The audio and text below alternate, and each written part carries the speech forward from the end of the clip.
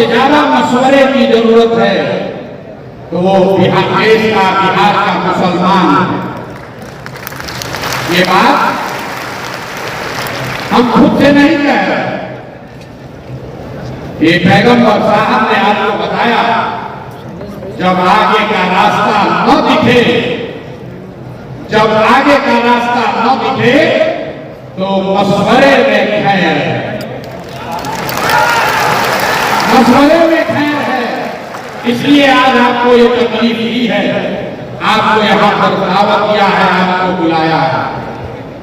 मुसलमानों को मशवरा इसलिए करना है कि आपके हदीस में जो बात आपको बताई गई, पैगंबर साहब के हवाले से जो बात बताई गई कि मुसलमानों की ये जिम्मेवारी है, सही मुस्लिम, सही बुखारी में ये आपकी जिम्मेवारी बताई गई अपने बच्चों के साथ इंसाफ करने की। और आज आपको मशवरे की जरूरत इसलिए है कि देश में आधे से ज्यादा मुसलमान चाहकर भी अपने बच्चों के साथ इंसाफ नहीं कर पा रहे। आपको ये आपके हदीस में बताया गया है, अपने बच्चों की तालीम की, तरबियत की, पढ़ाई की, परवरिश की आपको नहीं करता है। तो मशवरा इसलिए करना है कि इस व्यवस्था को कैसे सुधारा जाए ताकि मुसलमान होने के नाते आप अपने बच्चों के साथ इंसाफ कर सकें। ये मशवरे की जरूरत इसलिए है कि आपके कुरान की जो पहली आयत है, इकरा इसमें रब्बे कल्लज़ी खलक़, उसका पहला शब्द, उसका पहला शब्द इकरा, जिसका मतलब है पढ़ो, जिसका मतलब है पढ़ो।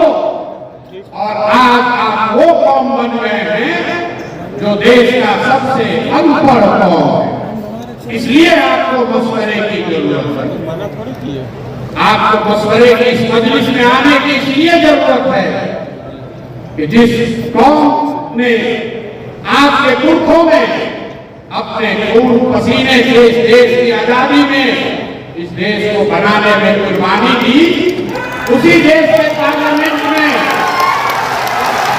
उसी देश के पार्लियामेंट से ऐसे कानून बनाए जा रहे हैं जिससे मुसलमानों का एक बड़ा वर्ग अपने आप को असहज महसूस कर रहा है। उसी पार्लियामेंट से CA/NRC का कानून बन गया, उसी पार्लियामेंट से वक्फ बोर्ड की नई कहानी लिखने की कोशिश की जा रही है।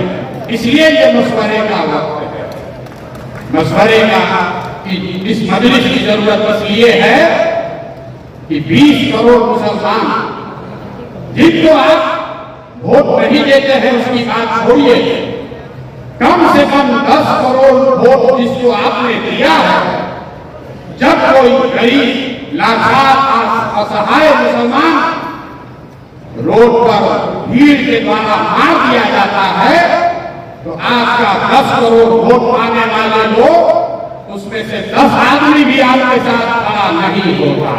इसलिए मशवरे की जरूरत है,